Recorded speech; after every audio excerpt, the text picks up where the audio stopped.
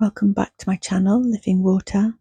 We are reading through the Bible and we have got as far as, at the moment, we are reading the book of 1 Corinthians and we are at chapter 9. The rights of an apostle. Am I not free? Am I not an apostle? Have I not seen Jesus our Lord? Are you not the result of my work in the Lord? Even though I may not be an apostle to others, surely I am to you, for you are the seal of my apostleship in the Lord. This is my defense to those who sit in judgment on me. Don't we have the right to food and drink?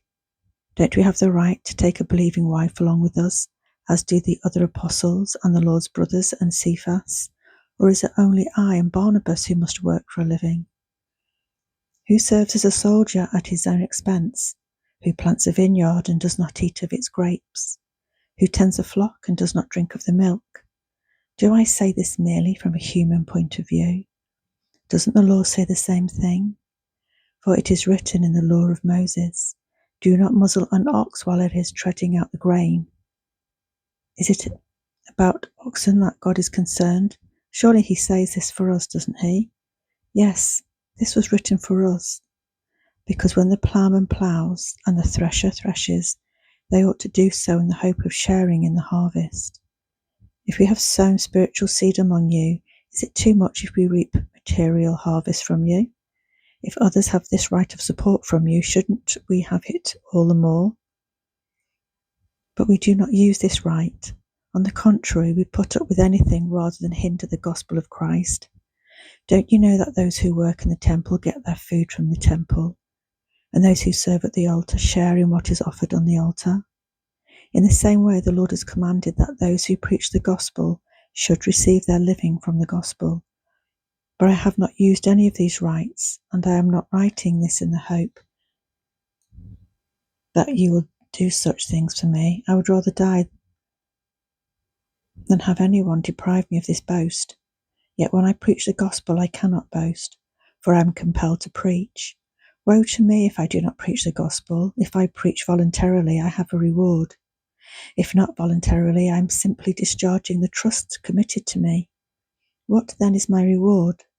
Just this, that in preaching the gospel I may offer it free of charge, and so not make use of my rights in preaching it. Though I am free and belong to no one, I make myself a slave to everyone, to win as many as possible. To the Jews I became like a Jew, to win the Jews.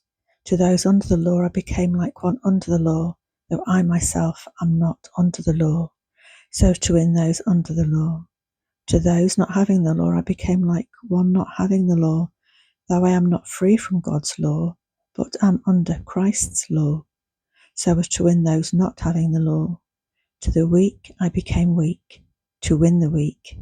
I have become all things to all men, so that by all possible means I might save some. I do all this for the sake of the gospel, that I may share in its blessing. Do you not know that in a race all the runners run, but only one gets the prize? Run in such a way as to get the prize. Everyone who competes in the games goes into strict training. They do it to get a crown that will not last, but we do it to get a crown that will last forever. Therefore I do not run like a man running aimlessly. I do not fight like a man beating the air. No, I beat my body and make it my slave, so that after I have preached to others, I myself will not be disqualified for the prize.